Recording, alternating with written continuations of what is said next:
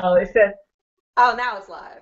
yeah, now we are live. You guys don't know what we did to get here, but thank you for watching.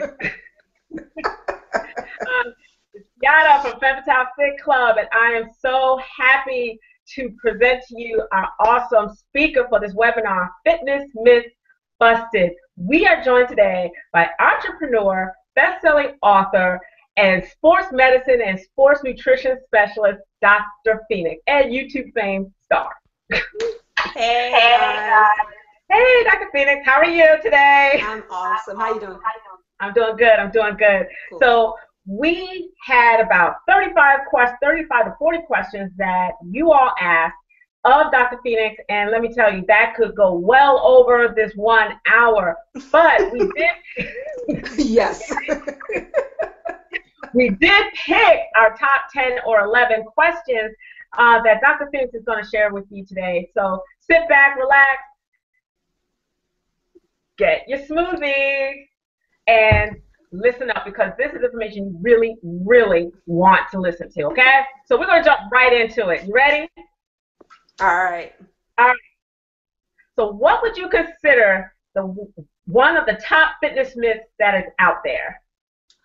Um, Lifting heavy weights will make you bulky. So that's like And why my do you think? that's like the top thing that you always hear from women. Like the top thing whenever you recommend that women lift weights, they're just like, well, I want to tone up, but I don't want to get bulky. So I'm gonna like just stick with this 5 pound weight, which is not doing anything. I mean, it's not even like working your pinky. So I would say that's like the most pervasive fitness myth. And it's actually lifting heavy weights is awesome for your body. It's a great way to lose fat faster, even more efficiently than cardio. So ladies, lift heavy weights. It's not going to make you bulky. You don't have enough testosterone to get bulky like men. I wonder where that myth came from. I don't know. There's a ton of myths that are like running all over the place, and it's it's unfortunate because I see a lot of women that are struggling losing weight, and they just avoid weights. And as we get older, women, it becomes really really important to lift weights because lifting weights also helps boost bone density. So as women get older, we lose bone Mm-hmm. density. So we actually become greater and greater risk when compared to men for fractures and preventing that. One of the ways to prevent that, one Oh, of the best ways to prevent that besides your diet is to lift weights. So get in the gym, lift those heavy weights, ladies. It's not going to make you, swell up like, He-Man or something like it. It's not going to do it. You just don't have the hormonal capability to do it. And it's really, really good for your body, especially if you're trying to lose weight and tone up. Heavy weights are going to be where it's at. awesome. That ladies lift heavy weights, put down the baby weights. All right. Is Yes, it and true? also there's a link. I don't know if you dropped it. There's a link where I talk about that in a YouTube video. So if you want to go ahead and drop that link as well. Okay. But I get into a deeper discussion about it if anybody wants to check out that video. Okay, I will definitely do that. So next up, is it true that crunches aren't really worth the trouble? What if you do yoga crunches where you concentrate on the muscles of the lower belly and only slightly lift with your shoulders? Okay, so crunches, it's not that crunches are useless. It depends on why you're doing them because crunches are a really good workout for strengthening your ab and your core muscles, which is really good. I mean, your core is what keeps your body upright. It's like the center of gravity for us. So you need to have a really strong core. You can tell somebody has a poor core if they like have really bad posture. If you hunch your back or anything like that, it's usually because of weak abs and core muscles. And your core actually, it's almost like if you looked at it as like the whole belt around you from front to back, that's your core. And crunches are really good for strengthening your core. Now, where the issue becomes whether crunches are whether crunches are not going to do anything is when you're trying to burn belly fat. That's where women like bust out with all these crunches because they think it's going to burn off the fat from their abs and give them a flat tummy, and that's not the case because the reason why we may not have ab definition or we're overweight is because we have a layer of fat sitting on top of our muscles, and you need to get rid of that layer of fat in order to see muscle definition. It's just a layer of fat sitting on top of the muscle, and crunches are not going to get rid of that fat. You actually have to burn off the fat in total by doing weight training, cardio, whatever, to get down in body fat. And then you can do some crunches that will actually help to maybe accentuate the muscle to give it a little bit of definition. But crunches alone are not going to burn off body fat. And you can't spot, spot reduced fat. So that's what people say, that's what it is. When you say, I'm going to do crunches to burn off this belly fat, that's people are saying spot reduction, and you can't spot reduce belly fat or spot reduce body fat. Okay. So for everyone watching, and I see you guys are starting to join now, we had to change venues. I will be dropping the links to some of the videos by Dr. Phoenyx that also helps go and elaborates more on some of these topics. So make sure you're checking that out, okay? So third question, fact or fiction, is calculating your BMI really useful? This is a good one. I don't like the BMI. I'm just going to be frank. I don't like it. Any fitness expert worth their salt is going to not even pay attention to BMI, because BMI is basically height relative to weight. That's all it is. It doesn't take into account body fat percentage, which is a much better gauge of your fitness level. So let's take somebody like Arnold Schwarzenegger, for example, okay? If we were to drop his specs and, his stats in the BMI, he would probably be considered obese, because it's going based on weight and height. But the reason why he weighs so much is because he's got so much muscle on him. So that's where it becomes a problem, where it's like you don't even know. It's just a very, very broad way of determining fitness. I mean, it had its purpose, I would say, a while ago, but now there's really no use for the BMI. I don't use it. I don't recommend it. I think it's outdated. I think a better fitness gauge would be your body fat percentage. Yeah. It's very interesting that you say that, because I have the same sentiment, and genetics play a part of that. But also, I noticed that a lot of corporate wellness programs include BMI as part of the incentive for their employees. So it doesn't take anything. Like you said, it's an oversimplification. But in order for employees to earn, money off of their monthly income, or to get benefits to go to a gym, a lot of companies still refer to it as a factor of getting points to get incentives. So it's very interesting. Yeah, it's unfortunate that they're doing that, because it really it doesn't have any place anymore as far as any type of reputable gauge of fitness. It really needs to be done away with, and I'm sure eventually it'll be done away with as it becomes. I mean, it's mainstream within the fitness and health industry that the BMI is out of date, but I guess, other places just need to catch up. But it's not something I use at all, and if somebody asks me about it, I'm just very upfront about not even paying attention to the BMI. Okay. Yeah. So you're like, nah. Yeah. So question number 4.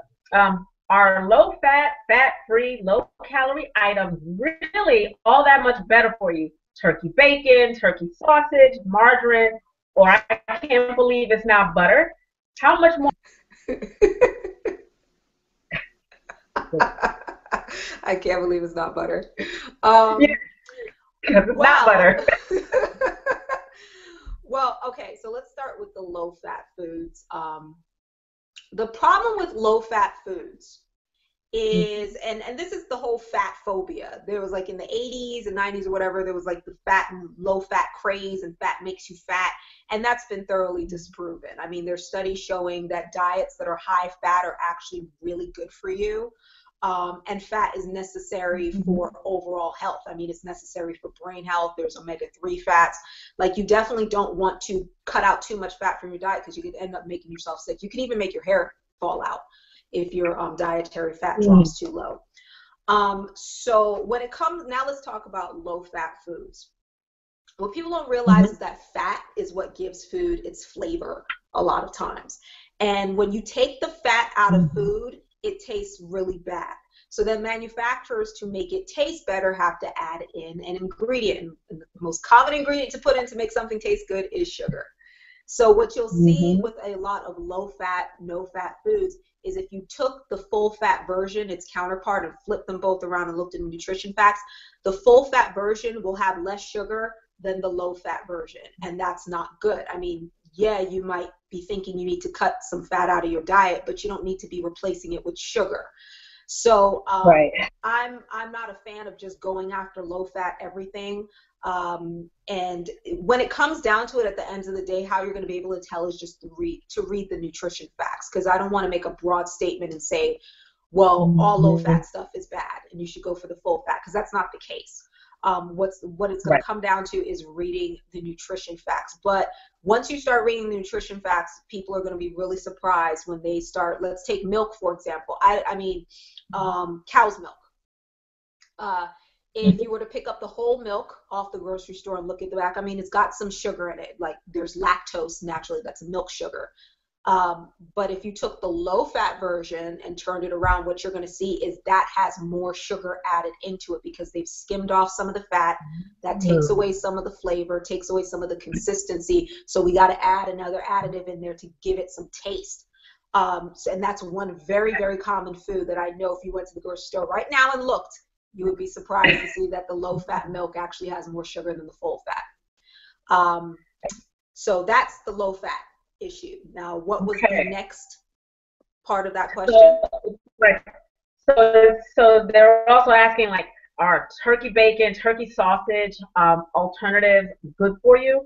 And also margarine, and I can't believe it's not butter. Are those really healthy choices?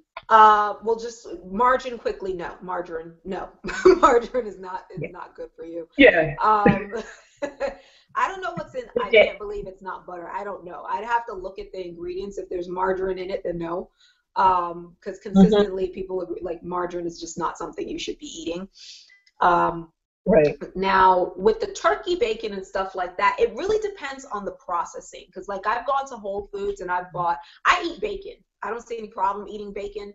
But if I've had turkey bacon before, it really depends on the processing of it. Like, is it a highly processed? That's where you have to start looking again at ingredients. Is this like a highly processed food where you turn it around? It says turkey bacon on the front, but then you turn it around and you see absolutely no turkey in it. That's where it becomes a problem. So there's nothing wrong with turkey bacon. Like, if it's legit turkey that's been cured just like bacon and seasoned and whatever. And I've actually seen those, like those, it's like Canadian turkey bacon or whatever at the stores that I've actually seen. You know, that, and Whole Foods is really good about bacon and bacon alternatives. They're actually really, really good, because I think they have like a standard where it's like no hormones added, no antibiotics. So if you're getting bacon and turkey bacon from Whole Foods, you're pretty much on the safe side. When you start going to any general grocery store, that's where you really have to pay attention to the ingredients. But there's nothing wrong with turkey bacon as long as it's legit turkey that's in the bacon. Right. Yeah. Sure, it's real. What you're hearing, folks, is real food. Real food. Yeah. Not fake food trying to be real food. Exactly. Not like some ground up, you don't know what it is, and it's just shaped in like a bacon slice, and, you know, they're calling it turkey bacon. Because when it comes to the front label of foods, you can pretty much put a lot of stuff. You know, that's where a product really sells itself. So you can put glitter on the box, you can do whatever you want to sell that product, but once you turn it around and read the nutrition facts, that's where you get the full story on a food. Right, and they're legally mandated to do that, so they have to tell you the truth there. Yes. So there you go. Read labels and learn how to read labels too. Yeah, and it's very simple to, I mean, it's really, really very simple to read labels. I mean, I just tell people, focus, you know how many calories you want to eat a day, so you look at the calories, look at the fat in the fat category. Trans fat is something you want to avoid. Like, fat as a whole, saturated fat, it's not going to kill you, but you want to look for trans fat in the food. That's like the fat that you don't want in your diet. Trans fat is a nasty man-made fat. That's been directly linked to like obesity, heart disease, all that bad stuff. Then you look at the carbohydrates, specifically the amount of sugar in the food.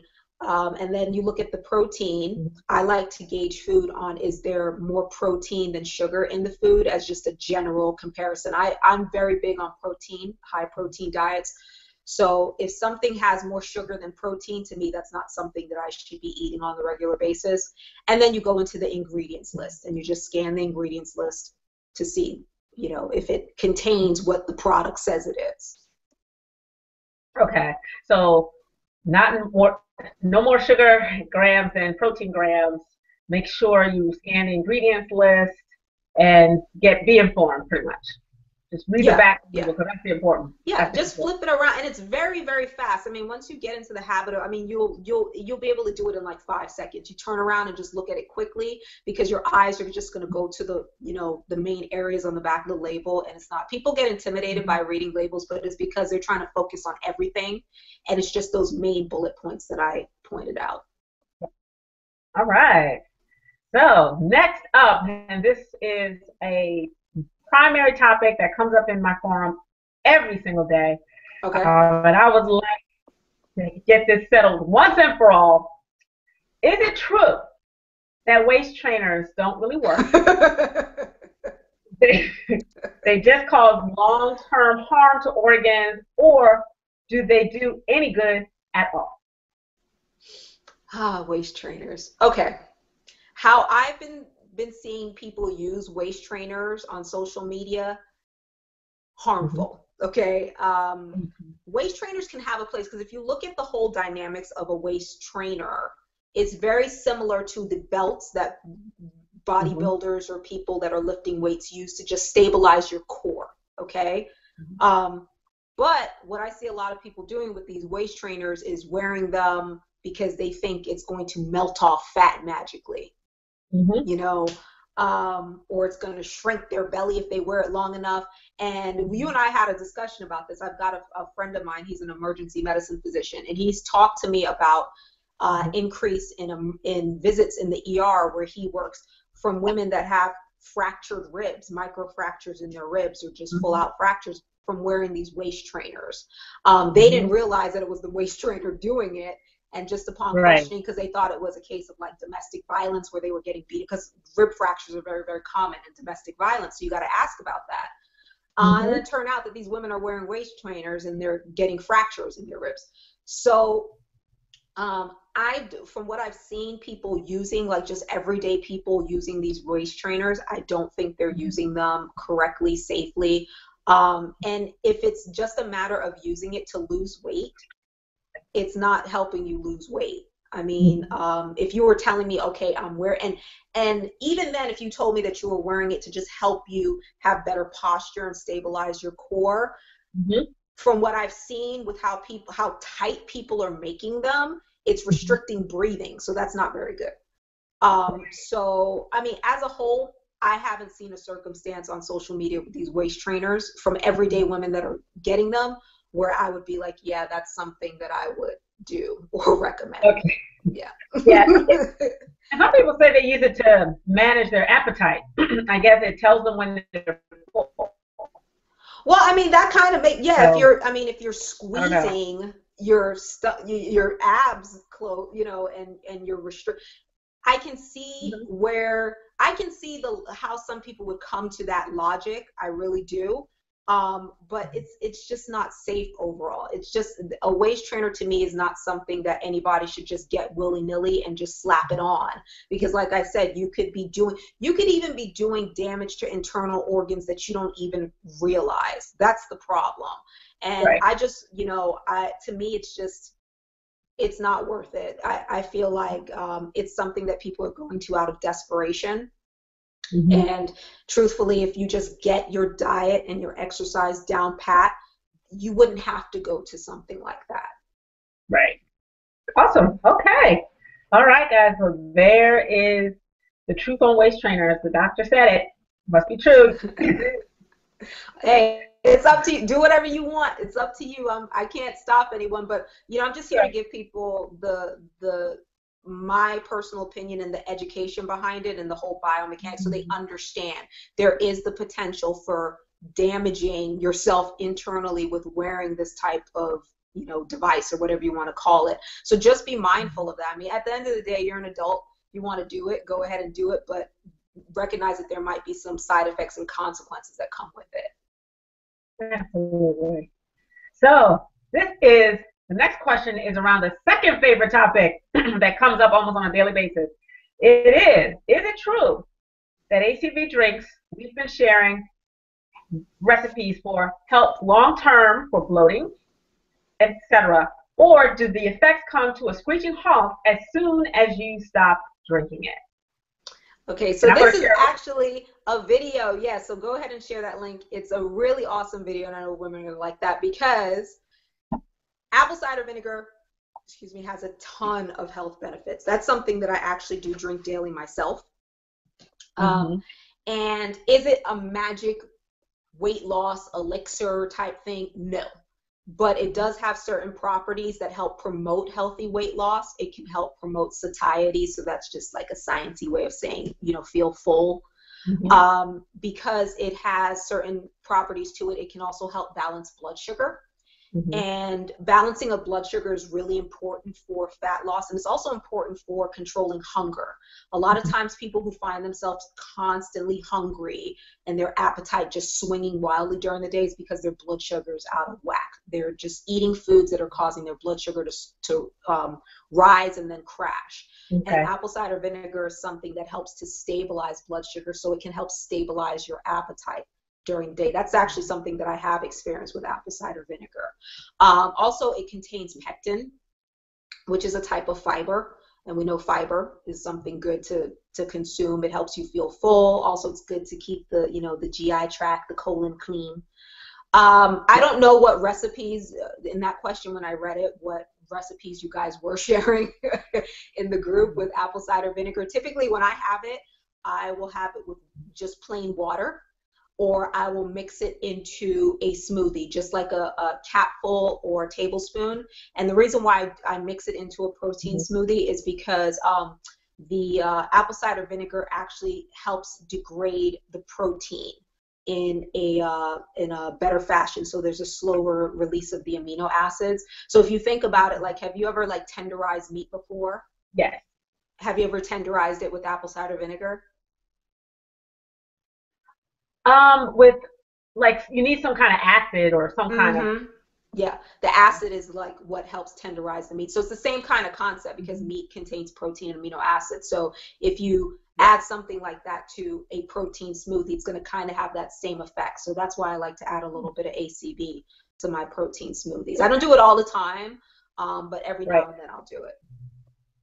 So you say you drink it with water. How much water? My folks are going to ask. How much you water? Want to make sure you dilute it enough. I remember one lady was like, she didn't know that she was supposed to dilute it. So it was like she was literally about half and half. And then it's like, no, you're supposed to, it's about like, I would say for an 8-ounce glass, maybe like 2 tablespoons, and that's it.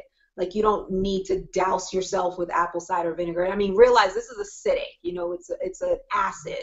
And with that, it could erode the enamel off your teeth. Let's say if you just took pure apple cider vinegar and swish it around in your mouth, it can erode the enamel on your teeth.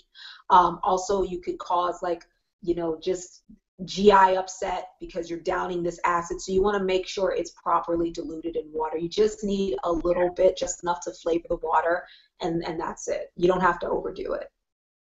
So what would you advise? Because there was someone in the forum who did mention this, that she was taking it and she was it was taking away her appetite. She had to remember or remind herself to eat. It does. So for some people, would I recommend what? Would you recommend that she continue doing that, or because she was kind of wondering, like, should I keep doing it because I'm not hungry? I mean, like, there's this. Okay, if you're not hungry, you're not hungry. There's nothing that says you gotta eat. Like, at the end of the day, okay, you gotta get your core, vitamins, minerals in. Okay, so in her situation, if she's terrified, like, oh my God, my appetite is blunted so much from the ACV, then take a multivitamin, you know, or when you do have that one meal, try to make it as whole as possible so you get in enough proteins, fats, whatever. But if you're not hungry, you shouldn't be forcing yourself to eat. I mean, it's actually, in this country, we eat too much. Like, we're constantly eating. So it's I think what happens when people lose their appetite, they start freaking out and they think there's something wrong. And no, there's nothing. I mean, people fast. They intentionally fast. Sometimes you just might not be hungry. And apple cider vinegar, for some people, it really does profoundly blunt appetite. And it's not a bad thing. Like I said, as long as when you do eat, you are making sure that your meal is as well rounded. Like when you do eat, you're not eating Oreo cookies or something like that. Like you are actually eating a whole healthy meal. And then take a supplement, you know, take a multivitamin, take a fish oil, something like that. So you're getting in those key fats and nutrients and protein. But with some people, I there was at one point, like I kind of fluctuate, but there was one point where it was the same thing with me. I was drinking apple cider, like 1 or 2 glasses a day. And it was, you know, wow. My appetite was completely blunted. And the thing is, exercise also can, for some people, blunt appetite a lot. And with me, I was like going hours and hours not eating, but then I was working too, so my mind wasn't fixated. And it's not a bad thing. I did make sure that I took my multivitamin, and I did, you know, when I was mostly downing smoothies, because that was the way to get everything in one shot instead of having to prepare a full meal. Okay. All right, guys. So ACV, thumbs up. Yeah, ACV is awesome. I mean, and besides the dietary aspect, ACV is great for skin. I use it sometimes as a skin cleanser toner after I wash my face. If I've been sweating a lot, like now I'm in Florida, so when I'm outside, like I'm sweating more, and you know, I use it to tone my face. Also, it's a great hair rinse. So if you have product buildup on your hair, apple cider. I mean, apple cider, like you can clean with it. It's just a great product all around. So yeah. Awesome, great. And I also shared a video where she talks more about apple cider vinegar. So you do want to check that out. It's also in our forum, so go there as well. So next question. Is it true that brown sugar is healthier than white sugar? No, not 100%. Okay, so here's the thing: food manufacturers can be sneaky because they know, you know, we look at the two and we think brown sugar is like the more natural sugar. And if we're talking about, you know, unrefined sugar, yes, it looks brown before you start processing it and bleaching it and all that stuff. But what sometimes, and this is where you have to once again read the labels, you will find that brown sugar is actually white sugar that's been dyed with molasses. So it's not really, just turn it around. Some brown sugars are literally like refined sugars that have just had molasses added to them to give it that brown color. So you have to turn around and read the nutrition and not the nutrition facts, but the ingredients list. That's where you're going to see whether it's a refined sugar or unrefined, because technically brown sugar is supposed to be an unrefined sugar. But that's not always the case. Just because it looks brown doesn't mean that it's going to be healthier than white sugar. It might just be white sugar that's been dyed. Right. Oh, wow. So, okay, guys. So there's no brown, white. It's all the same. Avoid it. Avoid it. Not avoid it. I mean, like, I'm not one of those where it's like, you can never eat sugar.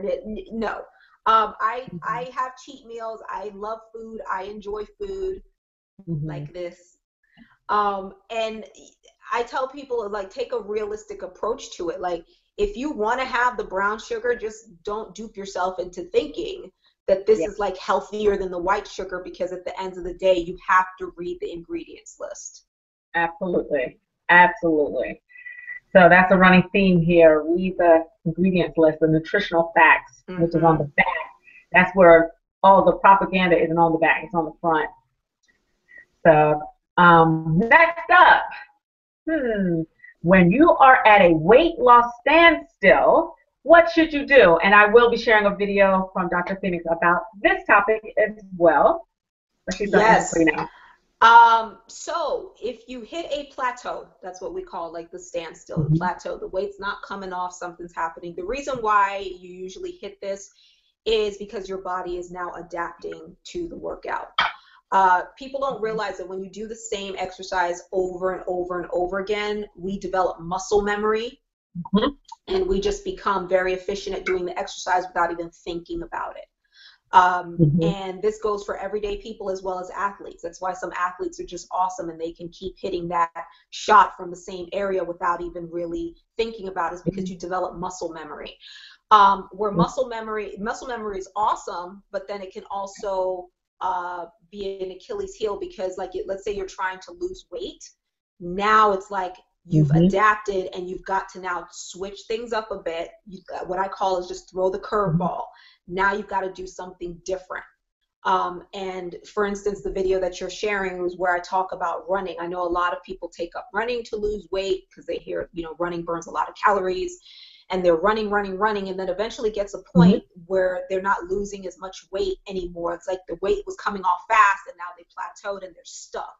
And they're like, what's going on here? And it's because you've adapted. Now you need to change your running workout, whether it's you need to run some hills, you need to maybe walk and then run, mix it up. High intensity interval training is a great type of protocol that I like, that keeps your body constantly guessing so it never fully adapts. So that's what happens when you hit a plateau. It's going to be, you know, it could be different things, but most often, assuming your diet hasn't changed, because if you hit a plateau and you're eating more, then that's the reason why you hit the plateau, because you're eating more calories. But assuming your diet is still the same and you're doing the same workout over and over again, it's adaptation, and you're going to need to change your workout to kind of shock your system, so you can kind of crank up the metabolism again and keep burning. Okay. So how frequently should people change things up? I say, you know, you really, it really honestly depends on what you're doing. Like, what is your overall, like, if you're running every single day, like that's your thing, you just love running, then yeah, you're going to need to mix it up more frequently. If your workouts are typically mixed already, let's say you're doing 2 different or 3 different types of workouts, then you can be a little bit more flexible, because your body isn't in that state where you're doing the same thing repetitiously every single day. So it's up to you, but I would say about, let's see, if you're someone who likes running, I mean, you want to give me like some workouts, like what do you do typically?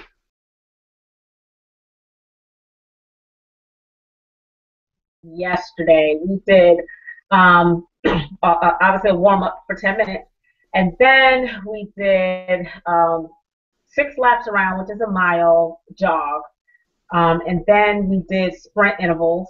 So we did so 2 lap sprints 3 times, and then we did what we call our push up drill. Okay. Which is the pyramid, but back to back. So we only went up to 10, so he was nice yesterday. So that means 1, hold, 1, 2, hold, all the way up to 10. And then we started running again. So that was basically what we did yesterday.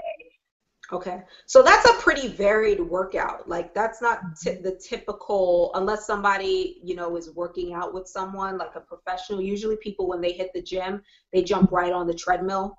Yeah. They do the same thing, you know, for the whole time that they're in there. They might do a little warm up. So that's actually really varied. What you just described is something that you're kind of shocking your system continually, because I'm assuming like on another day, you might do the same workouts, but in a different order. So we did, right, yeah, today was toning day, so we did a lot of squats. We did 1 mile sprint. He didn't make us do that, but after that, we did squat pulses, lunges, shoulder presses, tricep kickbacks, a bunch of stuff. Okay. With me. Yeah, if you're part of like any type of boot camp or fitness program where you guys are mixing it up like that already, then you don't need to worry about it.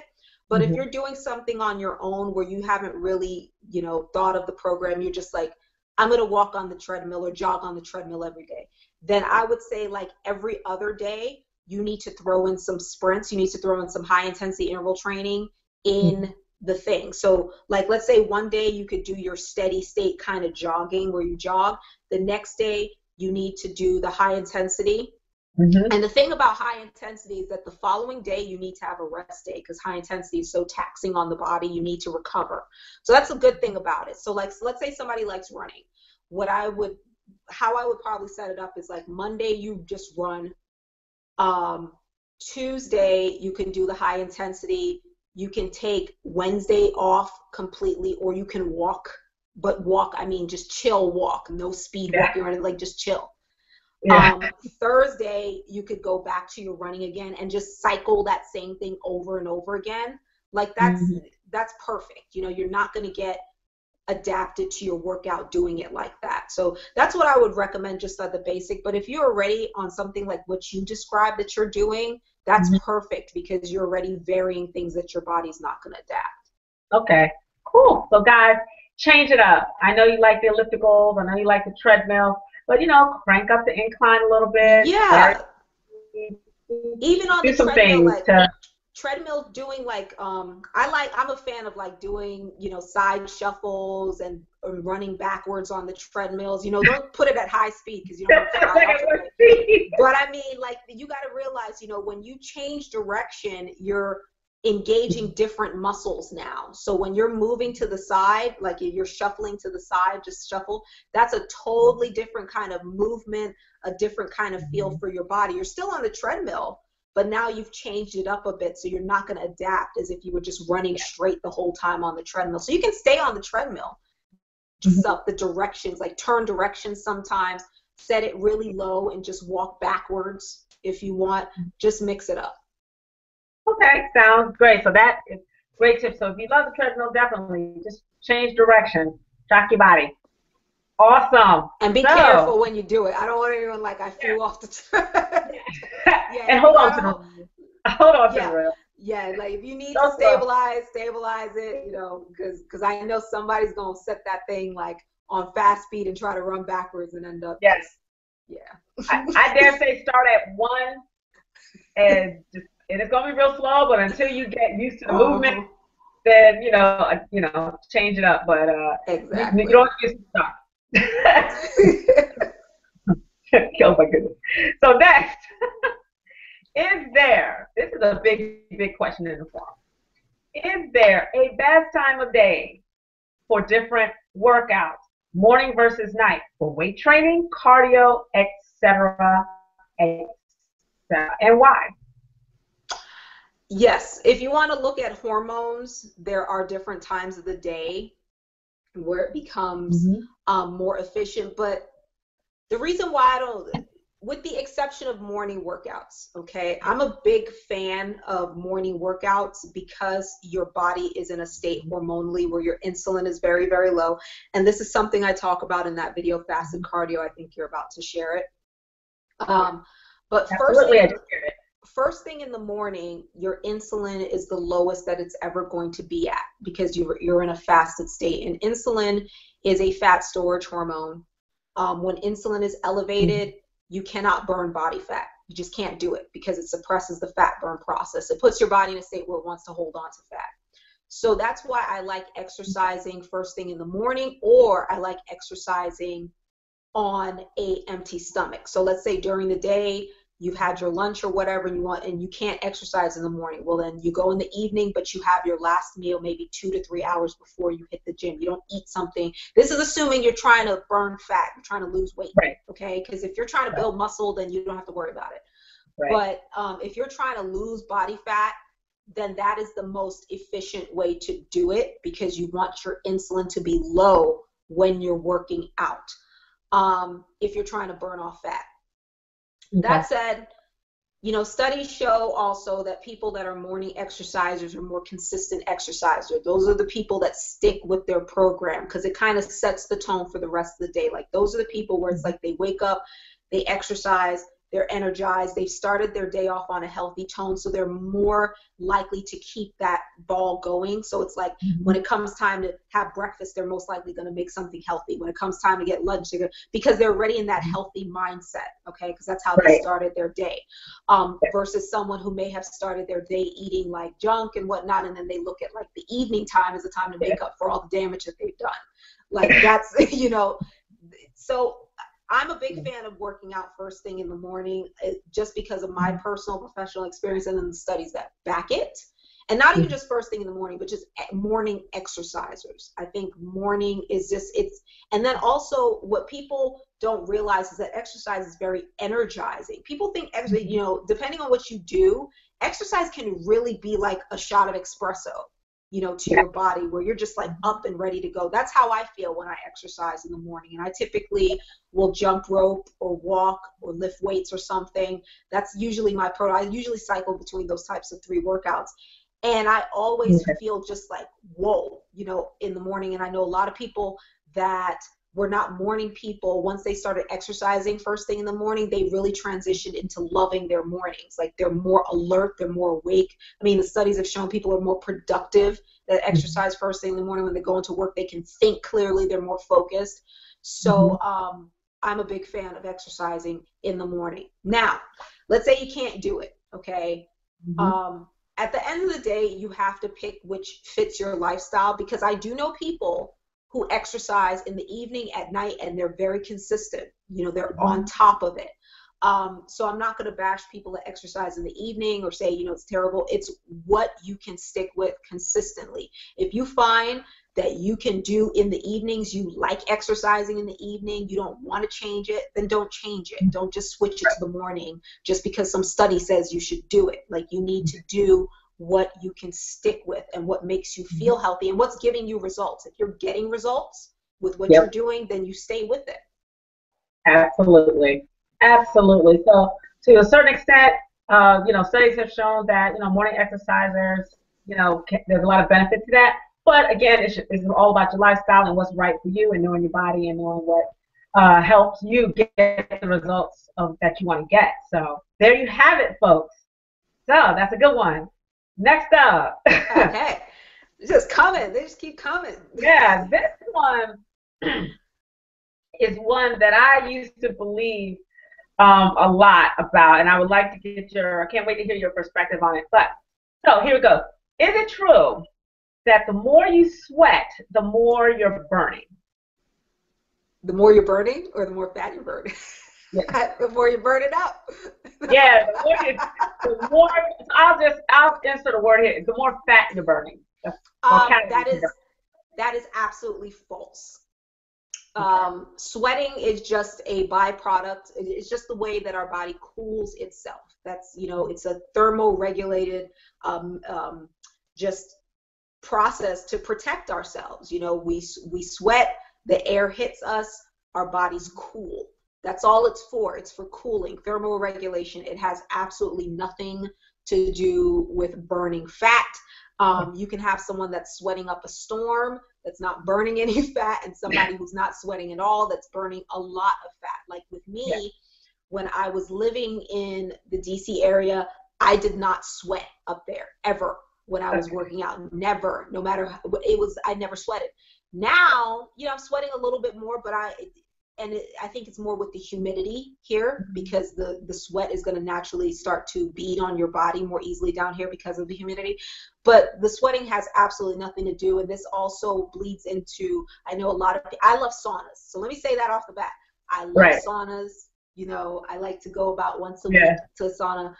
But are saunas helping you burn fat? No. Like the people that are sitting in there near killing themselves in the sauna, you're not doing anything but dehydrating yourself. Like, you're losing water weight. That's what the bathroom scale is showing. You're losing water weight. And as soon as you drink some water, the weight's going to come right back on.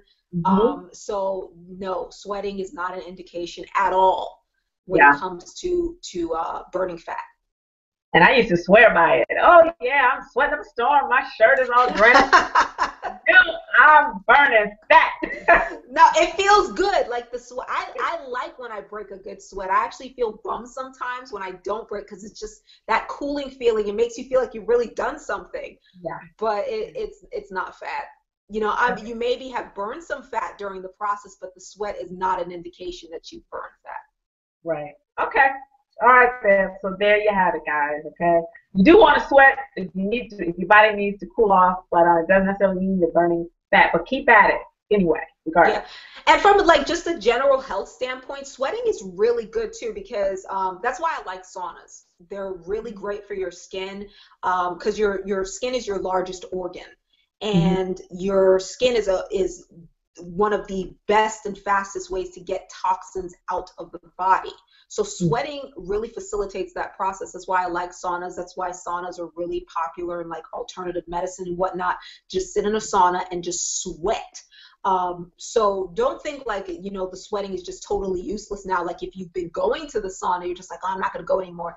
Like you're getting other benefits from it that you may have not realized that have nothing to do with burning fat. And I personally think like you can kind of tell when people go, let's say someone who hasn't done saunas before and then they start doing them, you can see the difference in their skin from all that, you know, the impurities leaving their body. Assuming you're drinking water and replenishing yourself, like you can see the difference in the quality and look of the skin. Oh, I might have to check that out. Yeah, saunas are awesome. I love saunas. Yeah, there's a lot of ladies in the group that do talk about saunas, and they that is what they do after their workout. And because my gym has one, so awesome. So we are down to the last question, and it's kind of related to a previous question, but slightly different. So I'm going to ask it anyway. Is it true that working out first thing in the morning on an empty stomach burns fat instead of carbs? Okay, so this is actually similar to before, the best time to work out, and this is the fasted cardio video. I was mistaken. So this is where we really answer. So check out that video on fasted cardio, faster way to burn body fat. So the thing about, like I said, exercising first thing in the morning on an empty stomach or just on an empty stomach is that your insulin level is going to be low. So now you're primed for fat burn. Whenever insulin is elevated, you cannot burn body fat. It completely suppresses the fat burning process. Until insulin lowers, you're not going to burn fat. So that's why fasted cardio is so great. It's a protocol that I use, and a lot of other people who are very knowledgeable about fitness, you know, whether it's fitness models or bodybuilders, they implement fasted cardio to cut body fat very, very fast. Because what you find with a lot of people is that they'll eat before their workout. They ascribe to the myth that you need to eat something before you work out to fuel your body. You don't need to do that to fuel your body. If you've got some pounds on you, that's your fuel. You don't need to give yourself any extra fuel. So now where you say, you know, cutting into the body fat. Also something to keep in mind is that when you wake up in the fasted state, okay, so your insulin is going to be low. Then there's something called glycogen. And glycogen is a storage form of carbohydrates, and we tend to store it in our liver and our muscle cells. So when we eat carbs, if you don't burn off all the carbs, it gets stored as glycogen in your muscle and your liver. And it's kind of like a tank, a glycogen tank. And if you keep eating carbs and not burning off the glycogen in that tank, eventually the tank is going to overflow, and that's where carbs start getting turned into fat. Okay, because your body turns excess sugar that it can't turn into glycogen anymore into fat. So when you're fasted, what's going to happen initially is, yes, you're going to tap into any glycogen that you have. It's going to go after that first, and it's going to burn that off. Once the glycogen stores are empty, now you're going to start going after the body fat. And that's why it's more efficient to not eat before, if you're trying to cut body fat, to not eat before your meal so you can get that glycogen depleted. Right. And then your body can go after. And it's not that hard to deplete the glycogen. I mean, like if you wake up first thing in the morning, empty stomach, if you do some sprints, you know, for about like 15 minutes, or an even faster way to burn off glycogen is to lift weights, because muscle is storing the glycogen. So if you lift some heavy weights, do a lot of reps, maybe like for a good 10, 15 minutes, you'll deplete the glycogen enough that now you can start cutting into the body fat once you begin like the workout. So that's one way to look at it. And actually, there's a really good video. I'll send you the link. Let's see if I can find it. But it's how to eat carbs and not gain weight is the video that I talked about. And I explain the whole concept of the glycogen storage tank and how people, because there's this phobia that women have about eating carbs. They think carbs are just going to make you fat if you just eat carbs. And it's not that. It's that if you eat an excess of carbs, which is going to, first it gets turned into glycogen, then it gets turned into fat. But if you balance your carb intake with enough activity that you never keep your glycogen tank you know, near full, you kind of keep it halfway or low, then you Yeah. can keep eating carbs. Like there's people, you know, that they're big into weightlifting, they're big into certain types of exercises that are constantly depleting the glycogen from their muscle and liver. So then they can eat a lot of carbs. They have a high carb diet, but they never put on weight. They are ripped, you know, and you would think they're starving themselves, but their diets are high carbs. It's just that they're constantly keeping the glycogen storage low because of their activity level. With the intensity of the activity. Does it have to be that intense, or is it a certain period of time of doing that activity? The thing is, if it's a low intensity activity like walking, it's going to take longer to deplete the glycogen. If it's a high intensity strength weightlifting type of activity, like I said, because now you're putting more stress on the muscle, then it's going to deplete the glycogen faster. Okay. All right. Okay. Well, that was very informative, and I actually learned some things myself. I didn't know I was, honestly, I didn't know I was doing fasted cardio. That's what I've been doing. And Yeah. and realizing that I'm still, eating certain things, and my weight keeps dropping. So that was very, very good to know. So thank you so much, Dr. Phoenix, for spending You're the time welcome. to educate us on some of these major fitness myths. And I would like to know, what are some things that you have coming up, events or special things that you'd like to share with us? Yeah, I hate saying stuff in advance because if something pops up and I'm like, oh, I've got to delay it. But I will definitely be looking at doing some type of challenge in the future. So healthy eating challenge is what I center on. Because I talk about fitness and stuff, but I like to get people where they're not so phobic about food, because food is meant to be enjoyed and celebrated and all that good stuff. It's just doing it in a smart way. So it will be some type of healthy eating, and it will be incorporating beauty and body protein. Yeah. So you got some of that, and you have your smoothie with that. So I have that. I have my smoothie here as well, my green smoothie, and it is awesome. What's in your smoothie? This right here has 6 ounces of unsweetened almond milk, 2 ounces of water, spinach, half of a green apple, and I put mixed berries, like you suggested, which is very, very good. A scoop of the Beauty and Body whey protein, as well as some frozen fruit. And I will say, I went and did all those sprints and all that craziness today. This held me over. This is all I had this morning. Nice, It was awesome. very, very good. Much, very kudos. I'm Loved it. glad to hear that. So yeah, the upcoming challenge that I will do is going to be centered around healthy eating, and I'm going to be sharing some beauty and body protein smoothie recipes that women can have for their breakfast, or you can have it for dinner or whatever you. But I have it typically for breakfast or lunch. Okay. So that's what will be coming in the future. And I'll share like more fitness tips. I'm thinking, to do it like a daily, maybe like 2-week challenge where there's a new video a day that we talk about, and possibly do something like this again where we take some questions and we do like a rapid fire and answer the questions. Oh, yeah. But there will be something, and it will be with beauty and body protein incorporated in it. And we'll talk a little bit more about that off camera and see, about getting some of the ladies involved as well. Sounds good. Well, thank you everybody for watching. Thank you for being with us, being with me. I really, really appreciate it. Fitale Fit Club, the private online group, is almost 17,000 strong. So thank you all for helping to grow our tribe, grow Congrats. our community, because we are trying to do some good things. And as you can see, other people believe in you as well. They're taking time to share the right information with you. So I hope you take that information and be the best you possible. Thank you for watching. I love you all. Until next time, talk to you soon. Bye. Peace.